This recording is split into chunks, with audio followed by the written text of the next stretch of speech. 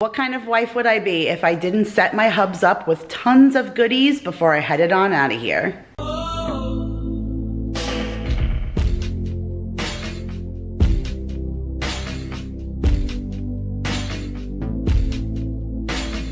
Hey guys, Kira here from 50 Shades of Mom, and I am back to share with you another freezer meal video. So I'm super excited. I did one for back to school, I did one for fall, I did one for winter, I did one for spring, and now here we are at the summer. This was really awesome. I got to play with a little bit of the tropical vibe, feel, stuff that was very summery, but as you guys know, if you've been watching me, I am heading out this weekend and I am leaving to head to Long Island. Matter of fact, when you guys are watching this, with all good luck and fingers crossed, my tires will have already hit Long Island soil and I will be enjoying my son and my family and my friends and a really good bagel. But Hubs is gonna be here by himself, and my heart always breaks for him that he is a trooper and he stays behind and he works really hard for our family and doesn't really get to come along to do all the fun things because, like I said, he's a super hard worker. So if I can't keep his heart full, I have to keep his tummy full. It's my job as a wife. So I prepared 4 freezer meals for him that I'm sharing with you guys here today, and this way he has some good food to eat while I'm gone and I know he's not eating garbage. And it'll make me feel better knowing that he is got good solid food that I have prepared for him. So let me take you down to the counter. I'm gonna show you all 4 recipes that I prepared for him and then we'll come back. Okay guys, so here is recipe number 1, and this recipe is called Caribbean chicken. It is super easy. It is literally just a dump and go, and it just sounds so yummy. All the flavors sound like they're gonna be super good together. So the recipe calls for 2 pounds of chicken, or what ends up being about 3 boneless, skinless chicken breasts. You need 8 ounces of pineapple chunks with the juice. You need a 1/4 cup of light brown sugar, 1/3 cup orange juice, 1/2 cup raisins, and 1/2 teaspoon of nutmeg. That's it, you guys. So we're gonna dump this literally in our bag. I have my trusty and nifty freezer bag holders. I absolutely love these things. I will link them down below. I got them on Amazon, super cheap. I got them in a 2-pack, and I actually gave one to Leanne since she is my freezer meal buddy and I like to do freezer meal videos with her. So I gave one to her before she left, but I really love these things. They are absolutely amazing. They are perfect and clutch for doing freezer meals because this makes it completely hands-free. I made sure to write the date here, July the 8th, the name of the recipe, Caribbean chicken, crock pot on low for 4 to 6 hours. So let's dump this into the bag and then we'll be on to the next recipe.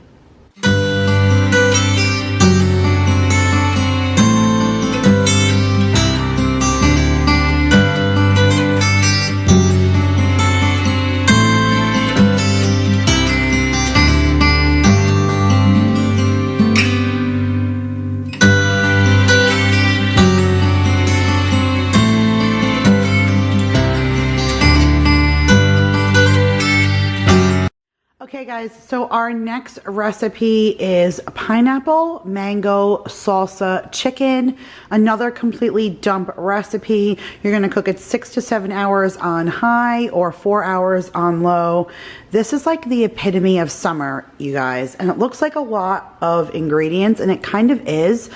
But remember, something that's cooking for 6 to 7 hours is really gonna cook down. So it's going to, there's salsa in this recipe. So basically, all these ingredients are going to end up making like a fruity salsa that ends up going over this chicken. So I'm so super psyched about this recipe. So let me tell you guys what you need. You need 1 can of mangoes drained. You need 1 can of pineapple chunks drained. You need 2 pounds of chicken, which ends up being 3 boneless, skinless chicken breasts. You need 1 can of black beans drained. You need 1 cup of brown sugar, 1/2 cup of salsa. This is 1 4-ounce can of green chilies.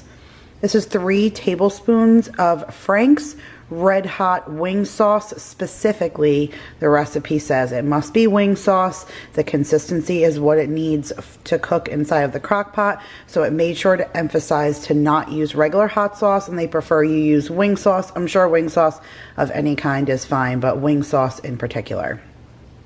You need a 15-ounce bag of frozen corn.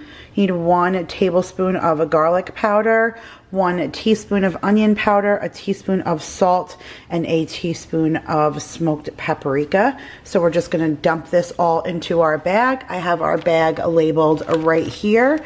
Pineapple mango salsa chicken, and it says right there the date and to cook it for 6 to 7 hours on high or the 4 hours on low. So let's get all of this dumped into the bag.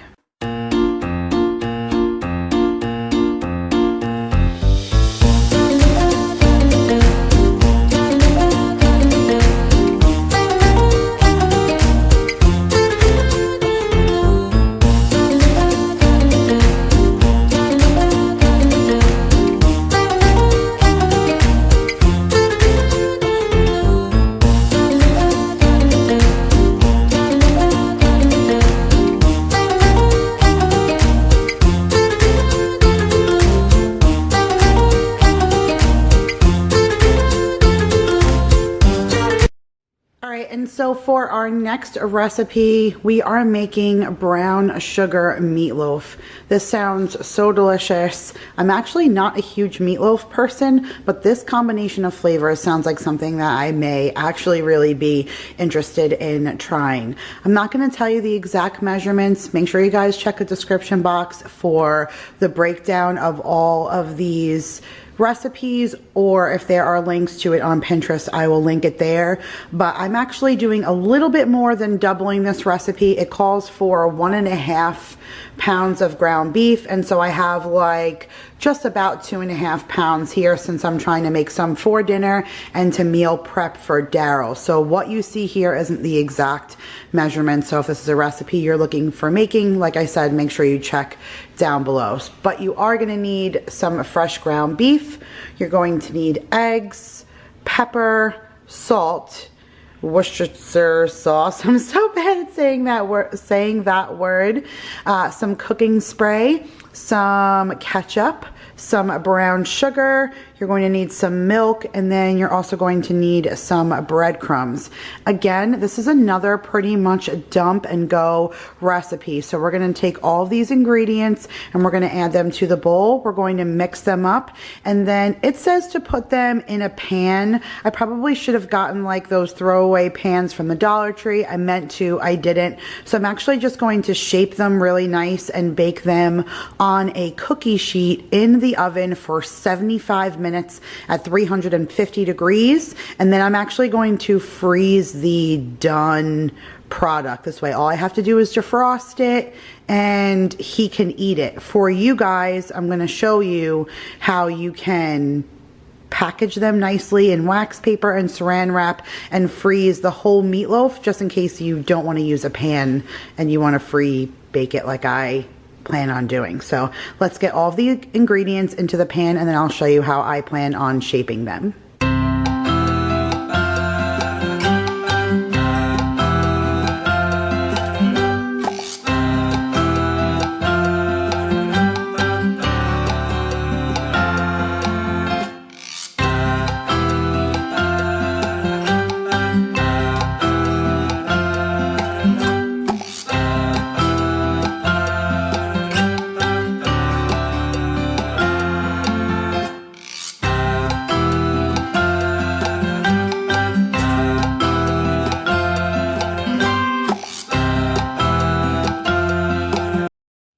So I have a sheet pan here, and I'm going to take this meatloaf mixture out and make 2 loaf shapes on here. Now again, I mean, double this recipe, or almost double this recipe, so we can use some for dinner and then for me to meal prep for Daryl. Now, because I'm trying to go that extra mile and cook things for him so he can pretty much defrost and go, I am gonna pre-cook these. But for you guys in this step, if you would like to stop here, you could either freeze this entire thing and then just defrost it already made, and then all you have to do is shape it on the pan and go, or you can pre-cook it again and have this frozen and meal prepped for you that way. Whatever works best for you. Now, if this were to be something that you wanted to freeze raw, if you wanted to pre-shape them, I think I would suggest you putting it on some kind of wax paper, forming it in the wax paper, and then wrapping it in saran wrap, and then sticking that in a sandwich bag. Now, if you want to shape later, just a regular sandwich bag for this meat mixture, you know, will be fine. But I'm trying to be the good wife and do this for Daryl and have it as easy for him as possible.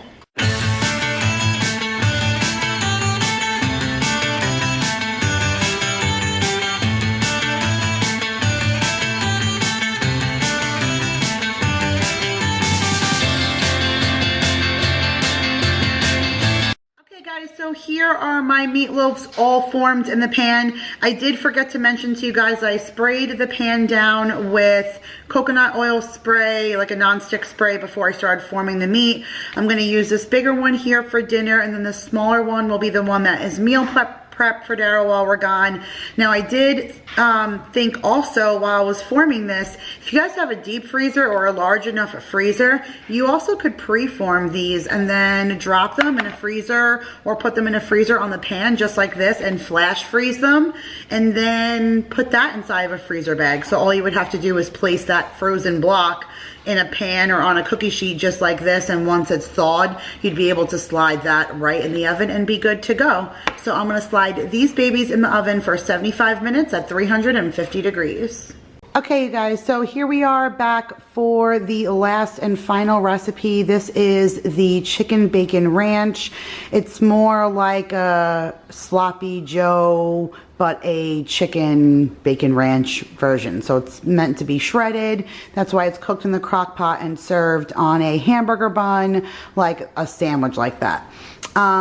Now, you guys, I hope you're not too upset, but I read the ingredients and everything and briefly went over the instructions when I was prepping for this. It's not exactly like the most summary. I just felt like this was the icing on the cake when I was coming up with a summer freezer meal video for Daryl, because this was all geared towards things I know he would truly love. But I don't know if I would freeze this before cooking it. I know that kind of defeats the purpose of a freezer meal, but you guys, there's a lot of cream cheese in this recipe, and I haven't had the best success in thawing frozen cream cheese and having it being just as good as it was before. So I am going to pre-cook this, and then I'm going to freeze it in a casserole pan with the extra layer of cheese on it, so that when it thaws, he can stick it in the oven and get it all hot and gooey and the cheese to melt on it, and then all he'll have to do is spoon that out and put it on some hamburger buns. So that's going to be my plan in this. You guys can try to freeze this, but in my opinion, I would say pre-cook this if you can, just because I haven't had the greatest success with this. But for this recipe, you're going to need about 3 to 4 boneless, skinless chicken breasts. You're going to need cooking spray so you can spray the inside of your crock pot. You're going to need about 10 ounces of bacon, which is just a little over a ½ pound, pre-cooked and cut into these little pieces. You're going to need a ranch packet. Now, it calls for 1 8-ounce block of cream cheese, so I have it softening down there. It's always easier to work with softened cream cheese. And then it also called for bacon cream cheese. Now, I know, and it called for Philadelphia specifically, and I know that Philadelphia does normally make a bacon cream cheese. However, I looked on my Walmart grocery pickup inside of my Walmart and in my local Food Lion, and I did not find it. So I just made some of my own. I took another 8-ounce 3-ounce block and I let it soften, and then when I was making this bacon, I used a couple of more strips. I diced it up and put it inside of the cream cheese, and then to soften the cream cheese, I used a little bit of the bacon grease from the cooked bacon pan. So it softened the cream cheese really well for me to work in that bacon, and it's a good and flavored bacon cream cheese. So that is 8 ounces of, again, regular Philadelphia cream cheese softened, and then that is 8 ounces of cream cheese that I added some bacon grease and chopped bacon to. If you can find bacon cream cheese, just use that. If you want to make your own, that's fine too, but that's what I did. And then this is the Colby Monterey Jack cheese. We're going to put 1 cup inside, and then the rest I'm going to just layer on top for when we're baking and heating this up. Now this is going to go into the crock pot. We're going to layer the chicken on the bottom, and then this that we're all going to blend together, this mixture, is what we're going to layer on top. And you could either bake it on low for 8 hours, guys, like really low and slow, or you can do it on high for 4 hours, which I think I want to try the low and slow method for this, since I have plenty of time. It's good and early in the morning, so we'll see how that turns out. Stay tuned, my Instagram, anything like that, because I'll make sure to post these kinds of things on there. But for now, guys, let's get to assembling all of this together.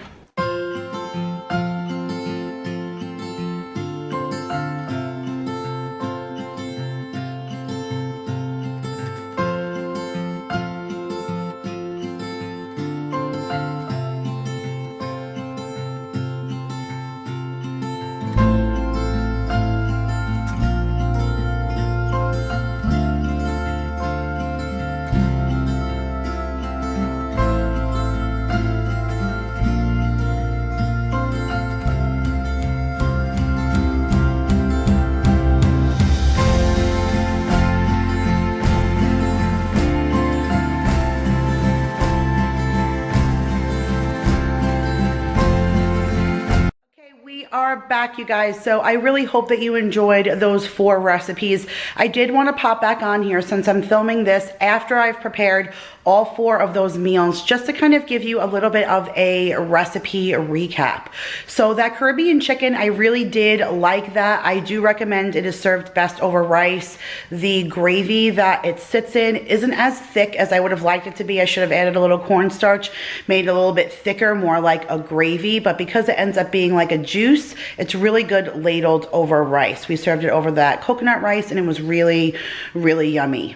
The pineapple salsa mango chicken, you guys, spot on, absolutely amazing. Make sure you make that recipe. It is really, really, really good. I love the salsa. I love when things make like that really just like hearty